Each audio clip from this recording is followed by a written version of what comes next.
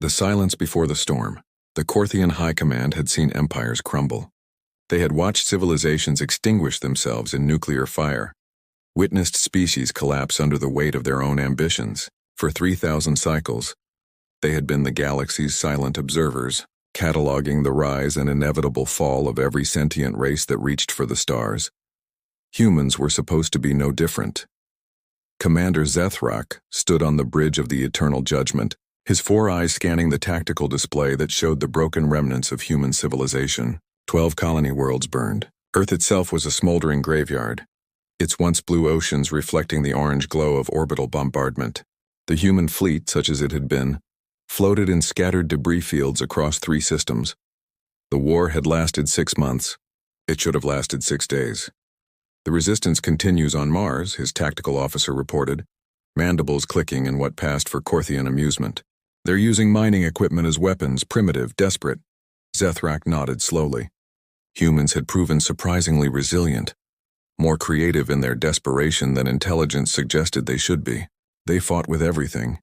Civilian transports retrofitted as bombers, construction drones packed with explosives, even asteroid miners who weaponized their equipment to tear through Korthian corvettes. But creativity couldn't overcome superior numbers, superior technology, superior experience. The galaxy had a natural order. The Korthian collective existed at its apex. Humanity would accept client status or face extinction. There was no third option. Broadcast the final terms, Zethrak commanded. All remaining human vessels are to power down their weapons and await processing. Resistance will be met with... The communications officer's skin flashed crimson, a biological alarm. Commander, we're detecting a gravitational anomaly. Sector 7, grid reference Delta 49. Zethrak's eyes narrowed. Elaborate. It's a wormhole, sir. An artificial one. Massive. The energy signature is unlike anything in our databases.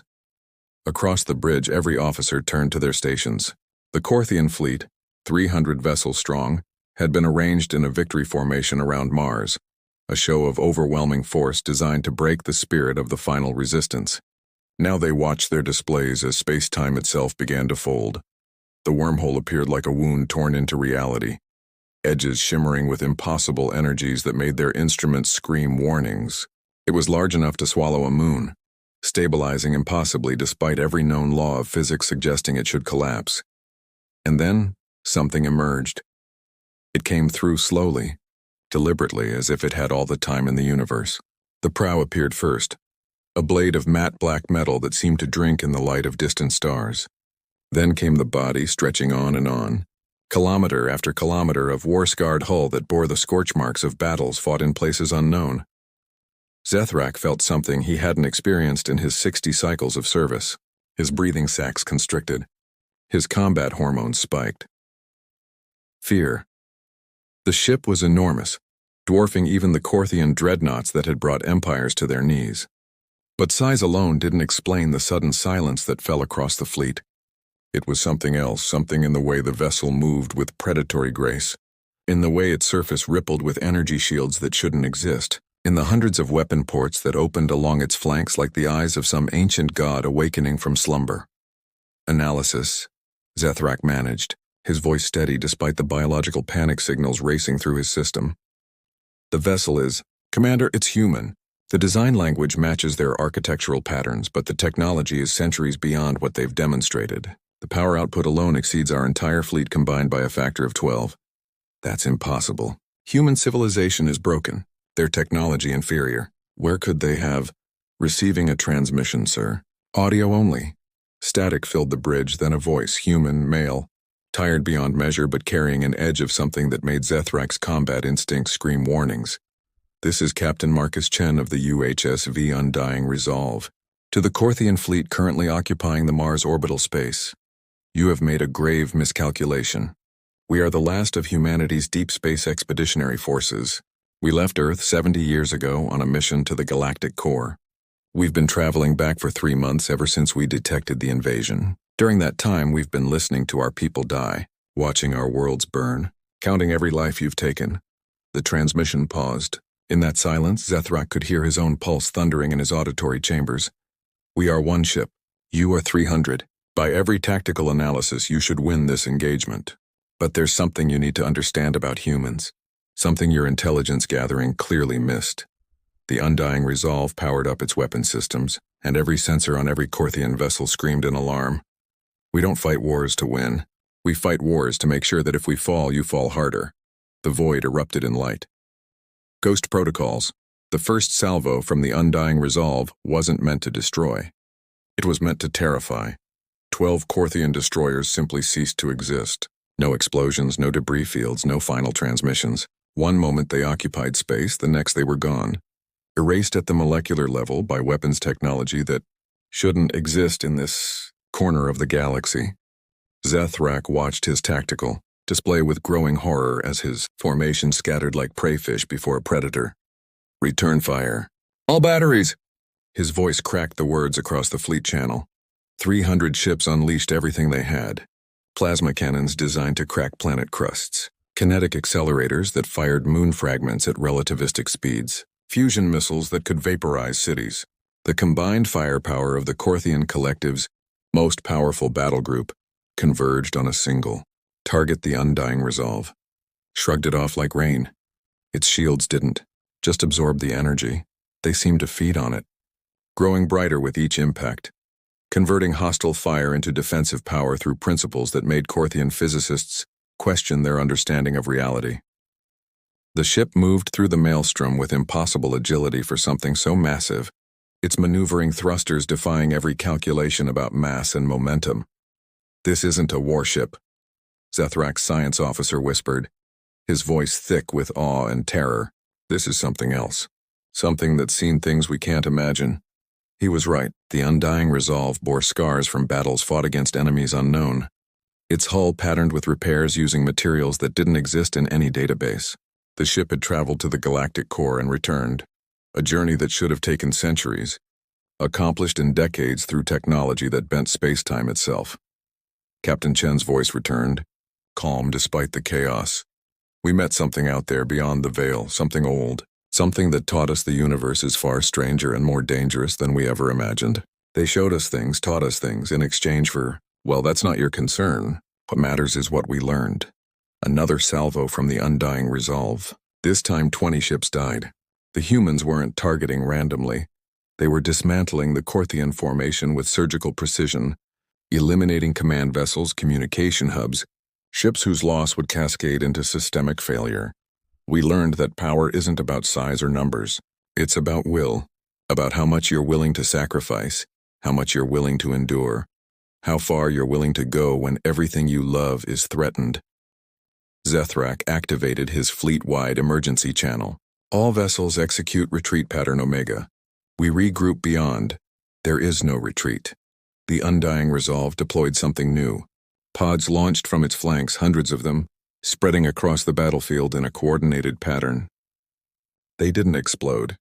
Instead, they generated fields, gravitational distortions that twisted space itself, creating invisible barriers that Corthian ships slammed into at full burn, crumpling like paper against walls of compressed space-time. Those colonies you destroyed, those cities you burned, each one had people who begged you to stop, who offered surrender, peace, coexistence. You answered with fire. Chen's voice hardened. We're answering with extinction. The human warship began moving through the trapped Corthian fleet like a harvester through wheat. Its weapons cycled through forms, energy beams that phased through shields as if they weren't there, missiles that split into swarms of hunter-killers, devices that generated microscopic black holes that consumed entire vessels before winking out of existence.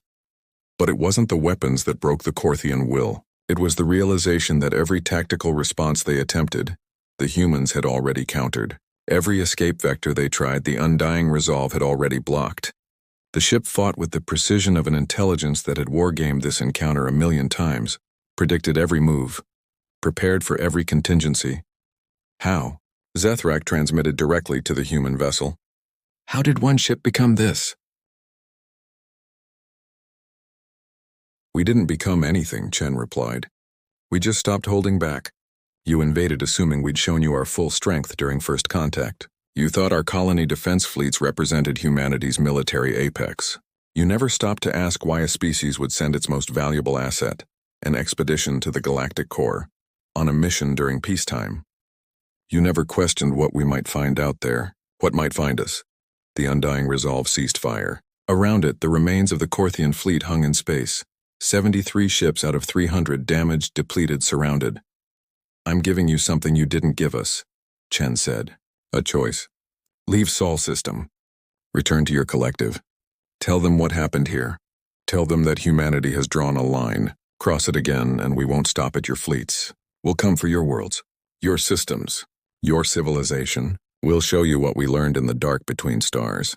The transmission ended. The undying resolve hung in space, weapons still active, a promise of annihilation wrapped in battle-scarred hull plates. Zethrak looked at his surviving command staff. He saw his own terror reflected in their eyes. They were soldiers who had conquered dozens of worlds, who had never known defeat until now. Retreat, he whispered, then louder. All vessels retreat. As the Korthian fleet limped toward the outer system, every sensor focused on the human warship that had shattered their invasion. They expected pursuit, final destruction, the merciful end to a battle already lost.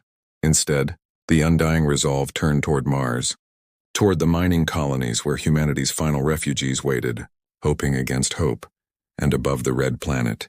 The last warship of humanity stood guard.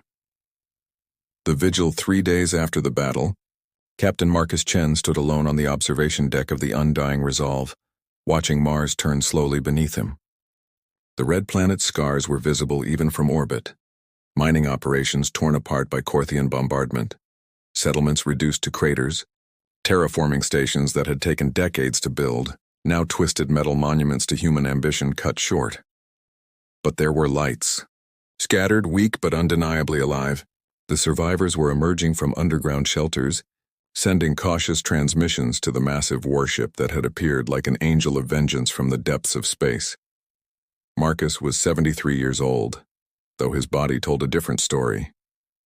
Time dilation, relativistic travel, and technologies that bent causality itself meant he'd lived 70 years since leaving Earth, but only 25 had passed for his physical form. He'd left as a young commander filled with optimism about humanity's place in the galaxy. He was returning as something else entirely. Captain, Lieutenant Sarah Park's voice came through his neural implant, a technology that would have seemed like magic to the humans who'd died defending Earth. The Martian resistance leaders are requesting an audience. They want to thank you. Marcus closed his eyes. Thank him for being too late, for arriving after billions had already died, for allowing Earth itself to burn while his ship traveled home from the galactic core at speeds that broke conventional physics, but still weren't fast enough. Tell them I'll address the survivors via broadcast. I can't. He trailed off. Sarah understood. She'd lost family too. They all had. The expedition had departed with 5,000 souls aboard. Scientists, soldiers, engineers, families. Over 70 years of subjective time traveling to humanity's greatest mystery and back again. During that journey, 3,000 had died in ways both mundane and impossible. The survivors were changed, hardened, carrying knowledge that burned in their minds like holy fire. The Korthian collective has transmitted through neutral channels, Sarah continued. They're requesting negotiations, formal apology, reparations. They're calling the invasion a regrettable misunderstanding. Marcus laughed, a sound without humor. A misunderstanding. They studied us for months before attacking. They chose the moment when our main defensive fleets were scattered, when Earth was most vulnerable. They broadcast our extinction across the galaxy as a warning to other species. But now it's a misunderstanding. What do we tell them? Tell them. Marcus opened his eyes, focusing on Mars, on those fragile lights that represented everything left of human civilization. Tell them we'll negotiate once we've confirmed the safety of all surviving humans. Tell them we're establishing a defensive perimeter around Sol system that will take time to complete. Tell them we'll need to verify their forces have completely withdrawn from human space. And if they push for faster resolution, then they'll learn what the things beyond the veil taught us about patience and consequences. Sarah signed off, leaving Marcus alone with his thoughts and ghosts. The voyage to the galactic core had been humanity's greatest achievement and gravest mistake. They'd gone seeking knowledge, following radio signals that suggested intelligence at the heart of the galaxy. They'd found something far older and stranger than expected. The architects, they called themselves, though the name was a poor translation from a language based on quantum states rather than sound.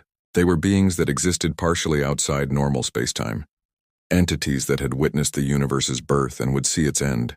They didn't communicate in words, but in transferred understanding, downloading billions of years of knowledge directly into human minds in exchanges that left recipients changed forever. The price for this knowledge had been steep. The architects didn't use currency or demand servitude. They wanted stories, experiences. Human consciousness itself was the payment. Volunteers who agreed to have their minds copied, stored, their life experiences added to an incomprehensible library of existence. 1,000 expedition members had volunteered. Knowing they'd return as something less than fully human, their consciousness split between flesh and whatever strange matrix the architects maintained. But what humanity received in return had been worth it. Technologies that let them dance with gravity and time, weapons that rewrote physical laws, understanding of the universe's deep structures that made their previous science seem like cave paintings. The Undying Resolve wasn't just a ship, it was a proof of concept, a demonstration of what humanity could become if they survived long enough to implement what they'd learned. And now Marcus stood watch over the ashes of his species, using power he barely understood to protect people who would look at him with fear and awe in equal measure. "Captain, you should see this," Sarah's voice returned, urgent now. "We're receiving broadcasts from the surviving colonies. Not just Mars. They're coming from everywhere. Europa, Titan, even some of the asteroid habitats we thought were destroyed. They heard what happened. They heard we came back." Marcus pulled up the communications feed on his neural interface. Dozens of transmissions growing by the minute. Videos of survivors emerging from bunkers, of resistance fighters cheering, of children who'd known nothing but war looking up at the stars with hope rekindling in their eyes. One message came through in text, transmitted from a mining station on Ganymede. "We thought we were alone. We thought humanity had died when Earth fell. Thank you for proving we were wrong. Thank you for coming home." Marcus felt something break inside him, not shattering but thawing. The guilt remained, the weight of those he couldn't save. But here was purpose. Here was a reason to use the terrible knowledge he and his crew carried. "Sarah, begin Operation Phoenix. Deploy the constructor drones. Start with Mars. Repair the habitats, restore the terraforming systems. Then move to each colony in order of need. Use the fabrication technology from the architect's database. Show these people that their suffering wasn't for nothing. Sir, if we deploy that level of technology, the galaxy will know we have it. Every species will want it or fear it. Let them want. Let them fear. Maybe that's what humanity needs. To be respected not for what we are, but for what we could become if pushed too far." He paused. "And Sarah, begin construction on the defense grid. If the Corthians come back, or if anyone else gets ideas, I want them to see Sol system and understand it's protected by things they can't imagine and can't defeat." Over the following weeks, the survivors watched in awe as the impossible became routine. The Undying Resolve deployed technologies that seemed like magic. Drones that could fabricate entire structures from raw materials in hours. Energy fields that stabilized Mars's atmosphere. Quantum communicators that linked the scattered colonies into a network faster than light itself. But Marcus didn't just rebuild. He remembered. On Earth's orbit, where the blue planet floated as a burned monument to Corthian cruelty, he constructed something new. A station, elegant and terrible, covered in the names of every human killed in the invasion. 12 billion names etched in indestructible materials visible from space, a reminder carved into the cosmos itself. Above the memorial, he placed a simple message in every known language. Here lived a species that reached for the stars. They were imperfect, divided, struggling to understand their place in the universe. They were murdered for the crime of being weak. By the time you read this, they are weak no longer. Remember this place. Remember what happens when you mistake kindness for weakness, when you confuse peace with pacifism. Humanity will not forgive. Humanity will not forget. But humanity will endure. 6 months after the battle, the Corthian High Council sent their most senior diplomat to negotiate terms. They expected to meet a broken species desperate for peace. Instead, Ambassador Keith Rex found himself aboard the Undying Resolve, escorted through corridors that hummed with technologies his science teams couldn't begin to explain, past crew members who moved with disturbing efficiency, and eyes that had seen things beyond the edge of known space. Marcus met him in a chamber designed to intimidate, transparent walls showing the void beyond, stars that seemed too bright, too close, as if the room existed partially outside normal space. "Ambassador," Marcus said, his voice carrying weight earned through suffering, "your collective wishes to formalize peace?" Cathrex's translator rendered his clicks and whistles into standard galactic. The invasion was executed by rogue elements. The High Council knew nothing of "don't."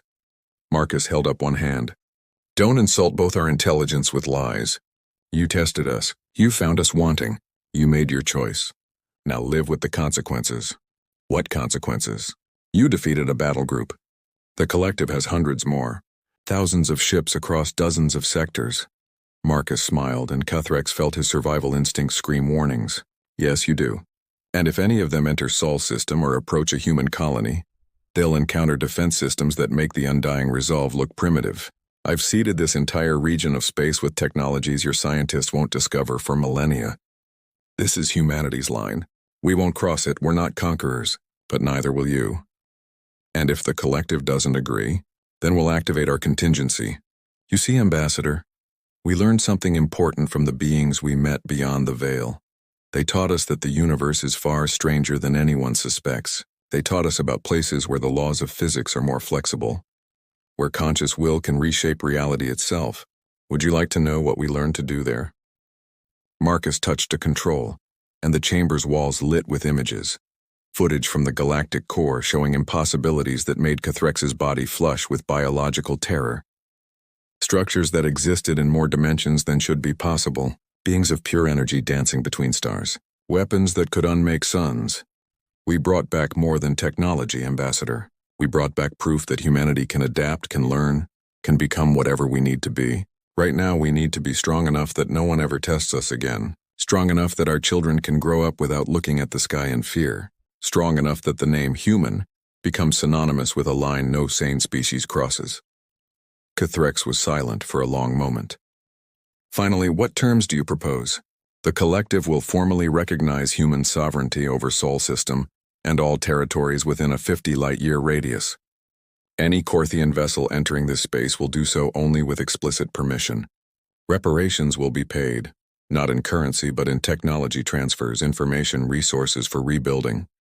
And most importantly," Marcus leaned forward, "you'll carry a message back to your High Council, and through them to every species in the collective.